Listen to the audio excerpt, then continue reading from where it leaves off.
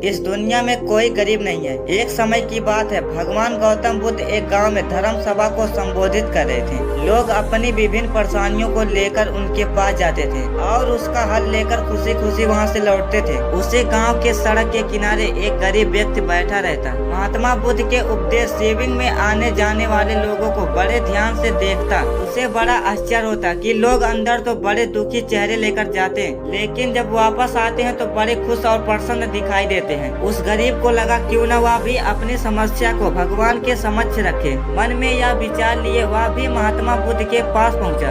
लोग महात्मा बुद्ध के पास खड़े होकर अपनी समस्या को बता रहे थे। जब उसकी बारी आई तो उसने सबसे पहले महात्मा बुद्ध को प्रणाम किया और फिर कहा, भगवान, इस गांव में लगभग सभी लोग खुश हैं, फिर मैं ही क्यों गरीब हूँ। इस पर उन्होंने मुस्कुराते हुए कहा, तुम गरीब और निर्धन इसलिए हो क्योंकि तुमने आज तक किसी को कुछ दिया ही नहीं। इस पर वह गरीब व्यक्ति बड़ा आश्चर्यचकित हुआ और बोला, भगवान, मेरे पास भला दूसरे को देने के लिए क्या होगा। मेरा तो गुजारा बहुत मुश्किल से हो पाता है। लोगों से भीख मांगकर अपना पेट भरता हूँ। भगवान बुद्ध कुछ देर तक शांत रहे, फिर बोले, तुम बड़े अज्ञानी हो। औरों के साथ बांटने के लिए ईश्वर ने तुम्हें बहुत कुछ दिया है। मुस्कुराहट दी है जिससे तुम लोगों में आशा का संचार कर सकते हो। मुख दिया है जिससे तुम लोगों से दो मीठे शब्द बोल सकते हो, उनकी प्रशंसा कर सकते हो। और दो हाथ दिए हैं, लोगों की मदद कर सकते हो। ईश्वर ने जिसको ये तीन चीजें दी है वह कभी गरीब और निर्धन हो ही नहीं सकता। निर्धन का विचार आदमी के मन में होता है, या तो एक भ्रम है, इसे निकाल दो। कभी भी मन में निर्धन का भाव उत्पन्न न होने दो,